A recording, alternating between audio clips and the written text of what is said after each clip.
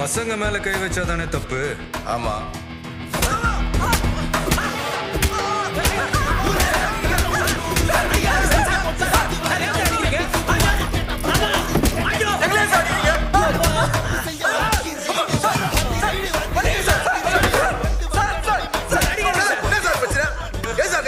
நீ வாத்தியார்னா மேல கை வைப்பியா?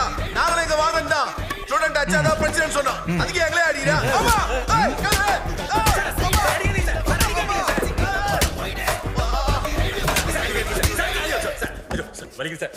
சார் வேணாம் சார் வேணாம் சார். சார் சாமி சார் மாலை போடுங்க சார். ஏன் கஞ்சா வைக்கும் போது தெரியலடா அது சாமின்னு.